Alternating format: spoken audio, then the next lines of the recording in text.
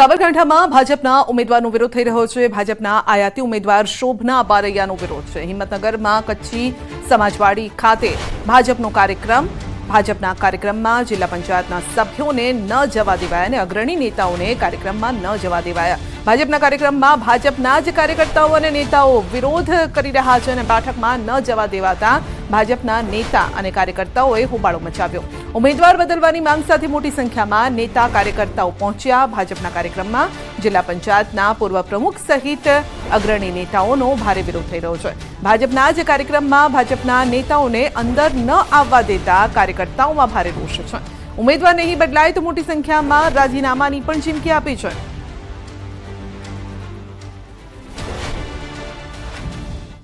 સાબરકાંઠા ભાજપ બાદ કોંગ્રેસમાં પણ વિવાદ થયો છે। તલોદ તાલુકા કોંગ્રેસ પૂર્વ પ્રમુખનું રાજીનામું। ભગવતસિંહ ઝાલાએ આપ્યું છે રાજીનામું। પાર્ટીમાં યુવાનોની અવગણના થતી હોવાના આક્ષેપ। પાર્ટીના અગ્રહાર રોડના નેતા યુવાનોની વાતો સાંભળતા ન હોવાનો આક્ષેપ લગાવ્યો છે। ભાજપમાં જોડાવાનું હજુ નક્કી ન હોવાનું તેમણે જણાવ્યું છે। મહેન્દ્રસિંહ બારૈયાના ખાસ ગણાતા ભગવતસિંહ આજે શામળાજી જઈને ધજા ચઢાવશે।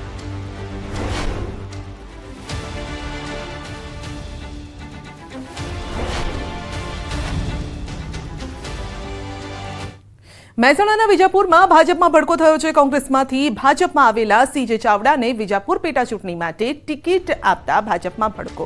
તાલુકા પંચાયતના પૂર્વ પ્રમુખ અને કુકરવાડા જિલ્લા પંચાયતના પૂર્વ સભ્ય અને આરોગ્ય સમિતિના પૂર્વ ચેરમેન રહેલા ગોવિંદભાઈ પટેલનું રાજીનામું।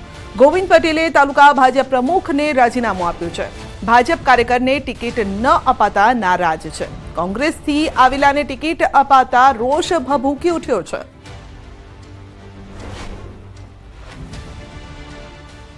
જેનું કોઈ માપ નથી। આ વિચારધારાવાળા કાર્યકર્તાઓ છે આ પાર્ટીની અંદર। તારું પાર્ટીની એવી તો શું જરૂર પડી કે આયાથી કાર્યકર્તાઓને મૂકવા પડ્યા? અને જે મૂળગામી કાર્યકર્તાઓ છું, મૂળ વિચારધારાવાળા કાર્યકર્તાઓ છું, એનું ભવિષ્ય શું? અને એટલા માટે મેં પાર્ટીમાંથી રાજીનામું આપવાનું ખૂબ મનોમંથનના અંતે વિચાર્યું છે। પાર્ટીની અંદર 1995થી હું પણ ટિકિટ માગું છું। છેલ્લા 8 ટર્મથી મેં ટિકિટ માગી છે, પણ પાર્ટીએ નેક્સ્ટ કરી અને ક્યારેય અમારી કિંમત કરી નથી।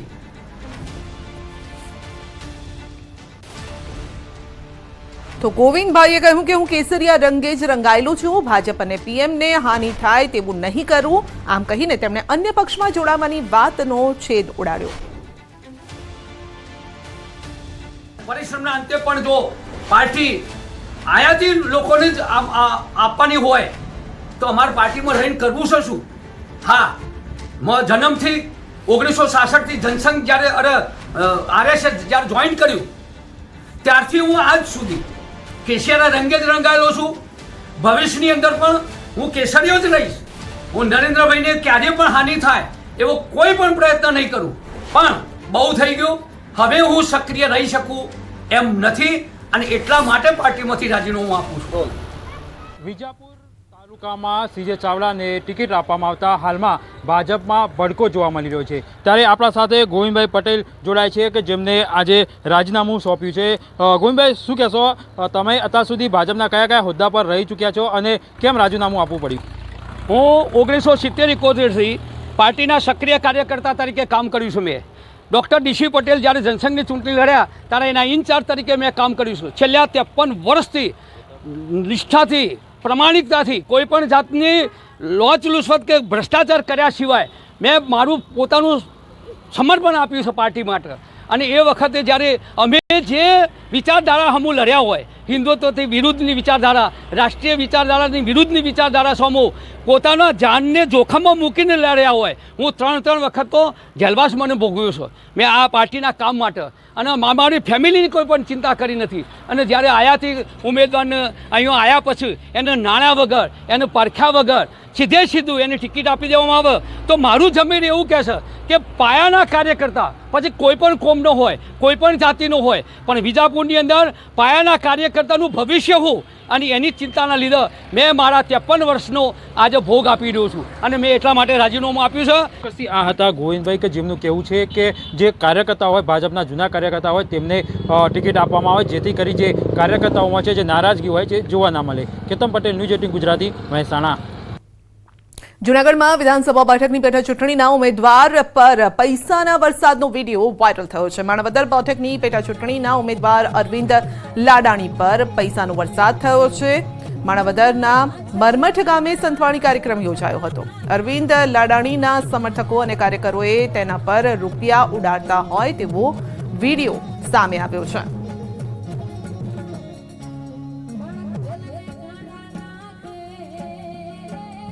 તો મફતની સલાહ આપનાર પર નીતિનભાઈ બગડ્યા છે. જેની પત્ની તેને એક ગ્લાસ પાણી નથી આપતી એવા લોકો આવીને મને સલાહ આપે છે. નવરા પડે એટલે અમને પકડે. નામ લીધા વગર નીતિન પટેલે આકરા પ્રહાર કર્યા છે અને સહેલામાં સહેલું કામ જો કોઈ હોય તો સલાહ આપવાનું છે તેમ કહ્યું છે.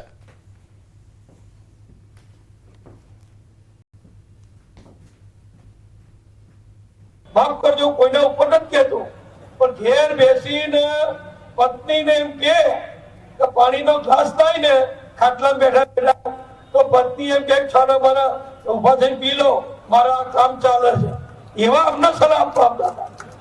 બોલો, જેના ઘેર એની પત્ની એને પાણીનો ગ્લાસ ના આપે અને એમ કે છાના માના ઉભા થઈને પી લો, કારણ કે પત્ની ખબર હોય કે કશું નહીં કરતા ઉપરથી ઘેર બેઠા મારું કામ વધારે છે. હવે એવા લોકો નબળા પડે એટલે પાછા અબાજ એવા પકડે. એમને ઘેર સાંજ પડે 5-10 જણને જો સલાહ ના આપી હોય તો એમને ઊંઘ ના આવે. તો ભરૂચના અંકલેશ્વરમાં પણ ધર્માંતરણના પ્રયાસમાં આક્ષેપ થઈ રહ્યા છે અને વાલિયા ચોકડી નજીક ઓમકાર કોમ્પ્લેક્સમાં ખ્રિસ્તી ધર્મના પાદરીએ ધર્માંતરણ માટે ખાનગી બેઠક કરી હતી, જેમાં આસપાસના ગ્રામ્ય વિસ્તારમાંથી હિન્દુ સમાજના લોકોને બોલાવાયા. જોકે હિન્દુ સંગઠનોને તેની જાણ થતાં સ્થળ પર પહોંચી હોબાળો મચાવ્યો. પોલીસને પણ બોલાવીને સાથે હનુમાન ચાલીસાના પાઠ પણ શરૂ કર્યા હતા. પોલીસે તપાસ દરમિયાન સ્થળ પરથી વિદેશી દારૂની બોટલ, ખ્રિસ્તી ધર્મના પુસ્તકો સહિતનું સાહિત્ય મળી આવ્યું છે, જેને કબજે લઈ ઊંડાણપૂર્વક તપાસ શરૂ કરી છે.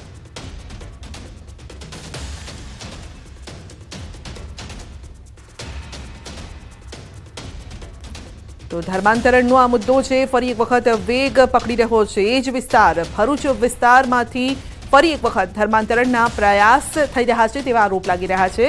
અંકલેશ્વરમાં થઈ રહ્યું હતું તેવી બાબત સામે આવી રહી છે. તો પાદરીએ ધર્માંતરણ માટે હિન્દુ સમાજના લોકોને બોલાવ્યા હતા, સભા યોજી હતી અને સભા સ્થળ પરથી વિદેશી દારૂની બોટલ, વાઇનની બોટલ, આ સાથે જ જે પુસ્તક છે તે પણ મળી આવ્યું છે. તો હિન્દુ સમાજના અન્ય લોકો ત્યાં પહોંચ્યા અને પોલીસને પણ બોલાવવામાં આવી.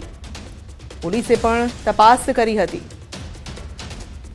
તો ચૂંટણી ટાણે ધર્માંતરણનો મુદ્દો પણ હવે વેગ પકડી રહ્યો છે. બેટ દ્વારકાની ફિશિંગ બોટનો દરિયામાં અકસ્માત બાદ લાપતા એક ખલાસીનો મૃતદેહ દરિયામાંથી મળી આવ્યો છે. હુસેની બોટનો અકસ્માત થયા બાદ 2 ખલાસીઓ લાપતા થયા હતા અને દ્વારકાની બોટને એક ખલાસીનો મૃતદેહ મળી આવ્યો છે, જ્યારે કે અન્ય એક હજુ પણ લાપતા છે. મૃતદેહને જામનગર પેનલ પોસ્ટમોર્ટમ માટે લઈ જવાયો છે.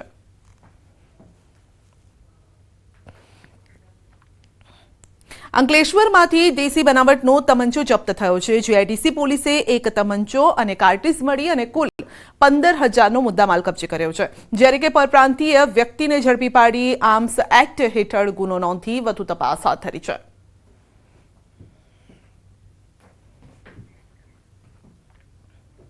બનાસકાંઠાના અંતરિયાળ વિસ્તારમાં બાળકો સારા શિક્ષણથી વંચિત છે. શિક્ષણ પાછળ કરોડોનો ખર્ચ કરતી સરકાર અંતરિયાળ વિસ્તારમાં વિકાસ તરફ ધ્યાન ન આપતી હોય તેવી સ્થિતિ જોવા મળી છે. જર્જરિત શાળાઓ હોવાની રાવ અંતરિયાળ વિસ્તારમાંથી અવારનવાર સંભળાય છે. પાલનપુરની કમાલપુર બ્રાન્ચ નંબર 3 પ્રાથમિક શાળા અત્યંત જર્જરિત છે અને શાળામાં 20 ઓરડા આવેલા છે. આ 20 ઓરડામાંથી 13 ઓરડા જર્જરિત છે. ધોરણ 1 થી 7ના બાળકોને બેસાડવામાં તકલીફ પડે છે. શાળામાં હાલ માત્ર 7 ઓરડા છે અને આ 7 ઓરડા પણ અત્યંત જર્જરિત હાલતમાં છે. ગમે ત્યારે પોપડા પડે છે, છતના સળિયા દેખાય છે, બાળકો ભયના ઓથાર નીચે જીવવા મજબૂર છે. હવે તે બાળકો પણ માંગ કરી રહ્યા છે કે સરકાર તેમને નવા ઓરડા બનાવી આપે. અમારી શાળા બહુ વર્ષો જૂની છે. અમારી શાળામાં પોપડા પડે છે. અમે ડરીને પણ ભણીએ છીએ અને કોઈક વખત તો પોપડા પડી બી જાય છે અમારા ઉપર, એટલે અમને બહુ ડર લાગે છે. સરકાર તરફથી અમે માંગ કરીએ છીએ કે અમારી શાળા નવી બને. શાળા નંબર 3 કમાલપુરા. અમારી શાળા બહુ જૂની છે. અમારી શાળાને નવી બનાવો એ અમારા સરકારથી વિનંતી છે. અમારા પર પડે બી છે તોય અમે અભ્યાસ ડરીને કરીએ છીએ. અમારી સ્કૂલના રૂમોના તળિયા પોપડા ઉખડી ગયા છે તો અમને બહુ ડર લાગે છે ભણવામાં, પણ અમે ડરીને ભણીએ છીએ. અમારી માંગ છે કે અમારા રૂમો નવા બનાવો. તો બાળકોની વ્યથા સાંભળી આપે. સ્કૂલ ચલે હમ અને ભાર વગરના ભણતરના સૂત્રો સાચા અર્થમાં ક્યારે ચરિતાર્થ થશે તે સવાલ છે. કારણ કે બાળકો ભયના ઉથાર નીચે ભણે છે. વાલીઓ પણ આખો દિવસ ચિંતામાં હોય છે કે મારું બાળક સહી સલામત ઘરે આવશે કે કેમ. શાળાના આચાર્ય સાથે પણ ન્યૂઝ 18 ગુજરાતીએ વાતચીત કરી. આચાર્યનું કહેવું છે કે ઓરડાના સમારકામને લઈ આગળ રજૂઆત કરાય છે. બાળકો આવે તે પહેલા અમે પોપડા જે ખર્યા હોય છે તેને લઈ લઈએ છીએ. બાળકોને ક્યારે સારા ઓરડા અને શિક્ષણ મળશે તે જોવું રહ્યું. ઘોર નિંદ્રામાં રહેલ તંત્ર બાળકોની ચિંતા ક્યારે કરશે અને ક્યારે નવા ઓરડા મળશે તે સવાલ છે. ઓર્ડર આવે અને પાડી દેવાના છે અને બાકીના જે 7 ઓરડા છે એ 7 ઓરડા પણ થોડા વીક છે, પરંતુ એમાં બાળકો બેસાડી શકાય એવી પરિસ્થિતિ થોડી છે. એ બાકીની સ્કૂલને પાડવા માટે પણ હવે દરખાસ્ત કરવાની છે. અમારે એસએમસીની અંદર આનો ઠરાવ થઈ ગયેલો છે. ઓરડા પાડવા માટે પણ મંજૂરી માંગવાના છીએ. સુરતના અઠવાલાઇન્સ જનસેવા કેન્દ્રમાં લોકોની ભીડ ઉમટી છે. આરટીઈના ફોર્મ ભરવા, આવકનો દાખલો લેવા માટે લોકો આવ્યા છે. તંત્ર દ્વારા કોઈ વધારાની વ્યવસ્થા ન કરાતા લોકોને મુશ્કેલી પડી રહી છે. મહિલાઓ સાથે નાના બાળકો અને સિનિયર સિટીઝન કલાકો સુધી લાઇનમાં ઊભા રહેવા માટે મજબૂર બન્યા.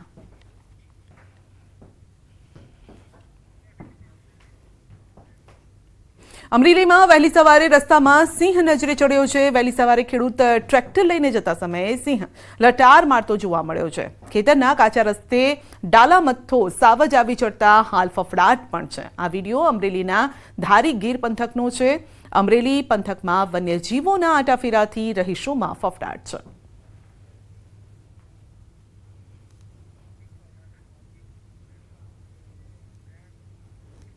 તો વલસાડમાં દીપડો દેખાતા લોકોમાં ભયનો માહોલ સર્જાયો છે. વલસાડના ધડોઈ ગામમાં આંબાવાડીમાં દીપડો આંટાફેરા મારતો નજરે પડે છે. વાડી પાસેથી એક ગ્રામજને આંટાફેરા મારી રહેલા દીપડાને કેમેરામાં કેદ કર્યો છે અને હાલ દીપડાનો વિડીયો જે છે તે સોશિયલ મીડિયામાં વાયરલ થઈ રહ્યો છે. વલસાડના જંગલ વિસ્તાર તથા રહેણાંક વિસ્તારમાં દીપડાના આંટાફેરાથી લોકોમાં પણ ભયનો માહોલ છે. વન વિભાગે દીપડાને પકડી પાડવાના પ્રયાસો હાથ ધર્યા છે.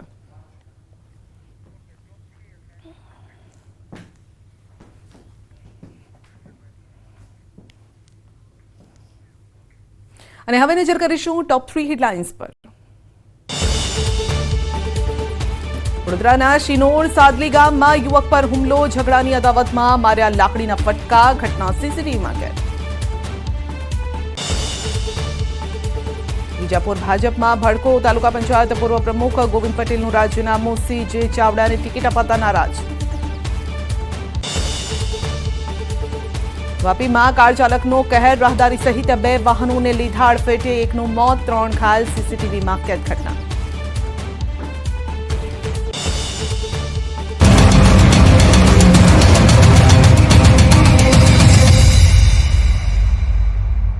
लूबी पम्प्स, फ्लो नहीं फोर्स.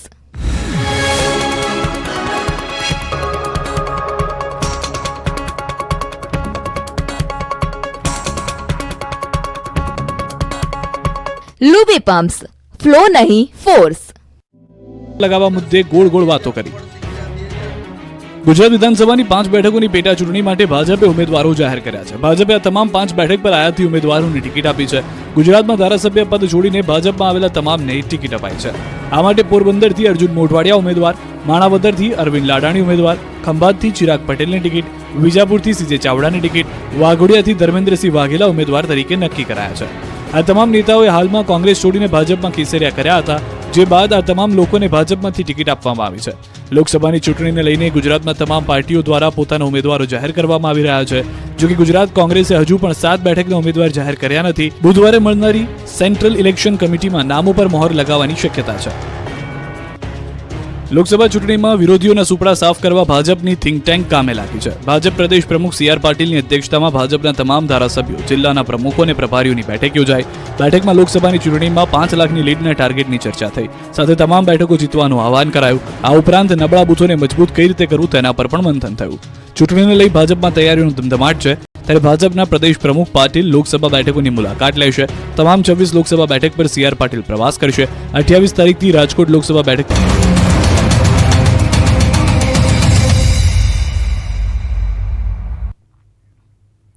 વાપીમાં અકસ્માતની ઘટના ઘટી છે. એકનું મોત થયું છે અને 3 લોકો ઘાયલ થયા છે. બેફામ કાર ચાલકે રાહદારી સહિત વાહનોને અડફેટે લીધા. કાર ચાલકે 4 લોકો અને 2 વાહનોને અડફેટે લીધા. અકસ્માતમાં એકનું મોત થયું છે, 3 લોકો ઘાયલ થયા છે. ડુંગરમાં અકસ્માત બાદ કાર પણ પલટી ખાઈ ગઈ. સોમવારે બનેલી આ ઘટના જેના CCTV સામે આવ્યા છે. પોલીસે કાર ચાલક સામે ફરિયાદ નોંધી છે.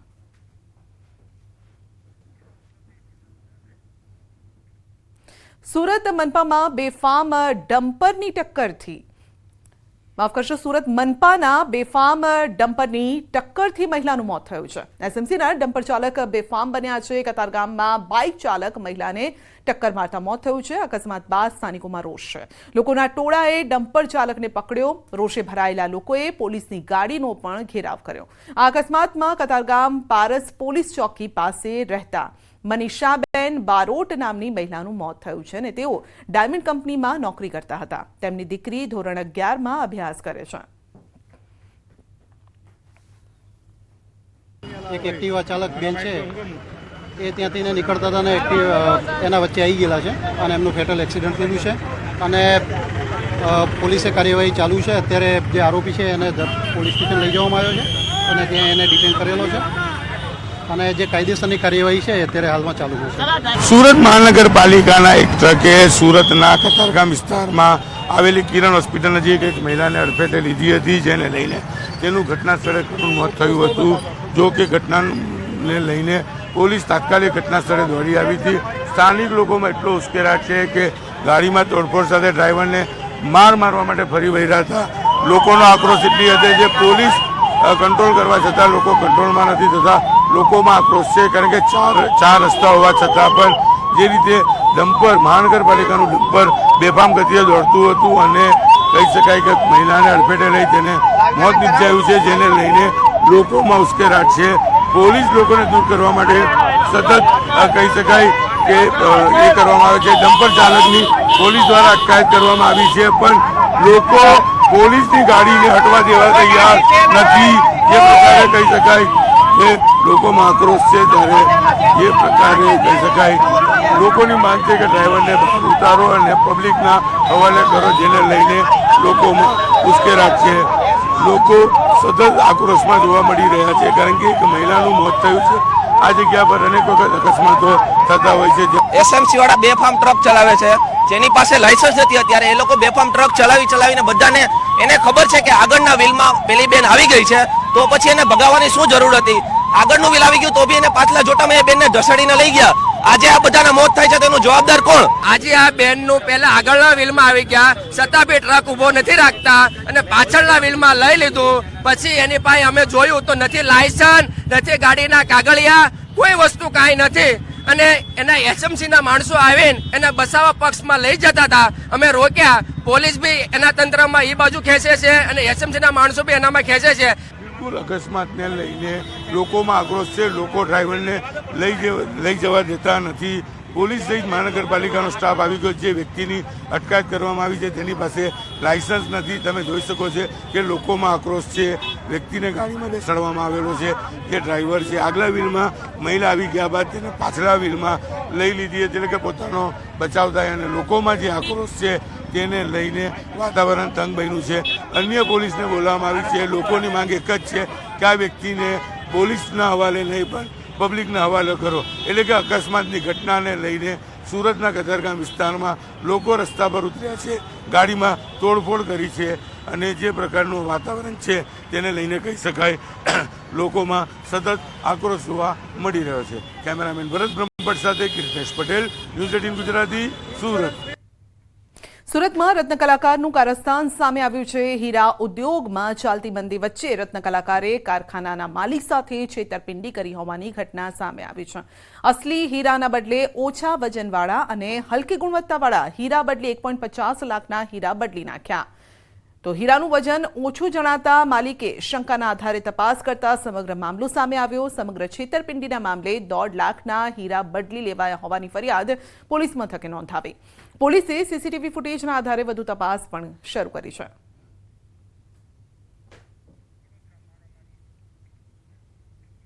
તો વડોદરામાં મારામારીનો બનાવ સામે આવ્યો છે. સીસીટીવીમાં કેદ થયો છે. શિનોર સાધલી ગામમાં યુવક પર થયો છે હુમલો. અગાઉના ઝઘડાની અદાવતમાં લાકડીના ફટકા માર્યા. ઘાયલ યુવકને ખાનગી હોસ્પિટલમાં ખસેડાયો છે અને પોલીસે કાર્યવાહી શરૂ કરી છે.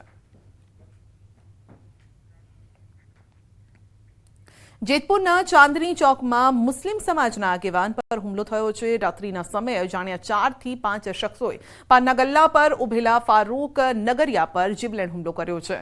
તો જે સમગ્ર ઘટનાના સીસીટીવી ફૂટેજ સામે આવ્યા છે. હુમલામાં ગંભીર રીતે ઇજાગ્રસ્ત થયેલા ફારૂકભાઈને જેતપુર સરકારી હોસ્પિટલ ખસેડાયા છે. જેતપુર સિટી પોલીસે અજાણ્યા શખ્સની તપાસ હાથ ધરી છે.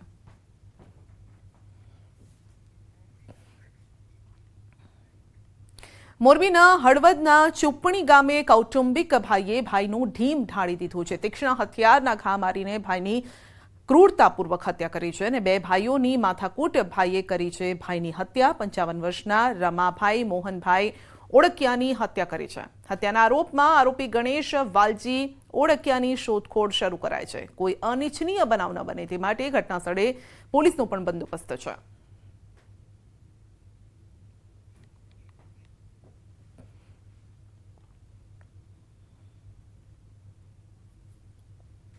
તો રાજ્યમાં રોગચાળાએ ફરી માથું ઉંચક્યું છે. અસારવા સિવિલ હોસ્પિટલમાં H1N1ના 5 કેસ નોંધાયા છે, જ્યારે કે H1N1ના કેસ સહિત કોરોનાના 2 કેસ પણ નોંધાયા છે અને હાલ હોસ્પિટલમાં 4 દર્દીઓ સારવાર હેઠળ છે, જેમાંથી 4 દર્દી ગુજરાતના જ્યારે કે 1 દર્દી મધ્યપ્રદેશનો છે.